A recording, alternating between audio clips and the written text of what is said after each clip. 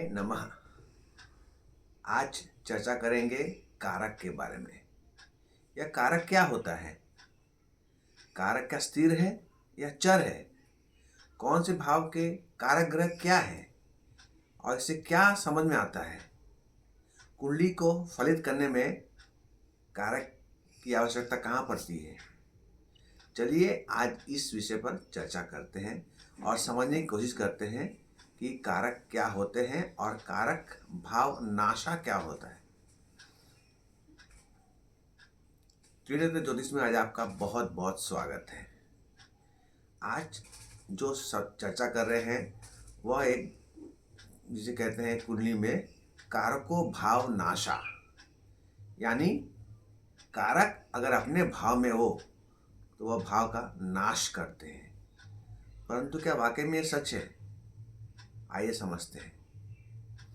कारक उस ग्रह को कहते हैं जो एक एक भाव को प्रभावित करते हैं, संकेतक होते हैं, जो अदृश्य रूप से कार्य करते हैं उस भाव में। और कुंडली को फलित करने के लिए भाव, भावेश और कारक तीनों को देखा जाता है। तब जाके हम लोग सटीक निर्णय पर आ सकते हैं कि क्या हो सकता है या क्या होने वाला है। प्रत्येक भाव के अनुसार अलग अलग ग्रह उसके कारक होते हैं। प्रथम भाव यानी कुंडली का लग्न भाव या शरीर जिसे कहते हैं उसके कारक हैं सूर्यदेव। तो क्या अगर सूर्यदेव प्रथम भाव में रहेंगे तो उस भाव का नाश कर देंगे? ऐसा नहीं है। यह केवल तभी होगा जब कारक अपने भाव में होंगे और अपनी राशि में भी होंगे। यानी कि सूर्य की एक ही राशि है, सिंह राशि। अगर सिंह लग्न हो और सूर्य प्रथम भाव में हो तभी वह भाव को कुछ उनका प्रभाव कम कर देंगे। उनकी दृष्टि पड़ेगी सप्तम भाव पर और एक विच्छेदक प्रभाव हो सकता है। बाकी ग्रहों का भी हमें देखना पड़ेगा क्या प्रभाव पड़ रहा है।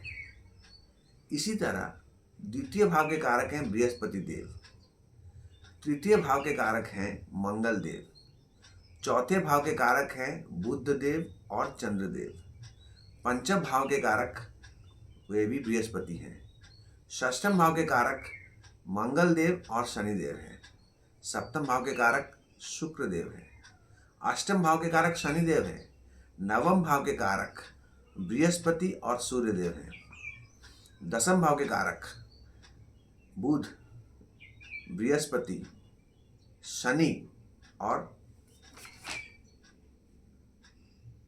सूर्य होते हैं। 11वें भाव के कारक बृहस्पति देव होते हैं और द्वादश भाव के कारक शनिदेव होते हैं। इनका क्या प्रभाव पड़ता है?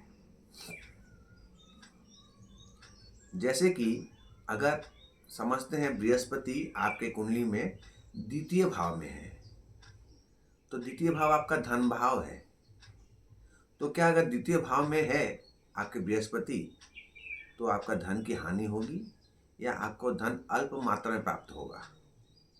ऐसा तभी होगा जब बृहस्पति देव अपनी राशि में हो, यानी कि द्वितीय भाव धनु हो या मीन हो, तभी वहाँ पर बृहस्पति देव कम प्रभावित करेंगे, कम प्राप्ति देंगे आपको।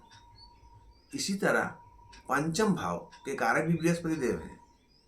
तो पंचम भाव अगर मीन हो या धनु हो और उसमें बृहस्पति देव विराजमान हो तो पंचम भाव के कारक बृहस्पति होने से उसमें प्रभाव आपको कम मिलेगा। यानी संतान भाव, आपका विद्या भाव, आपका प्रेम का भाव, इसमें आपको कमी प्राप्त होगी।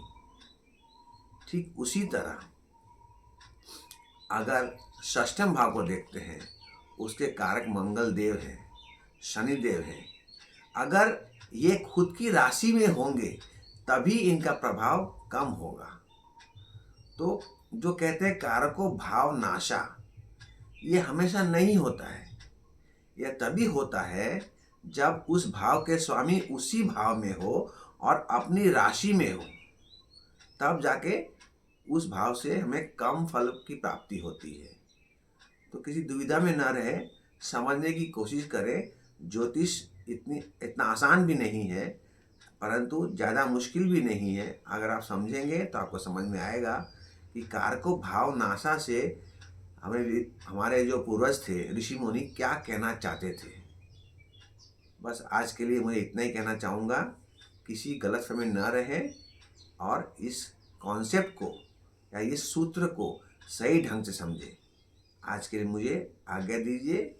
राधे राधे।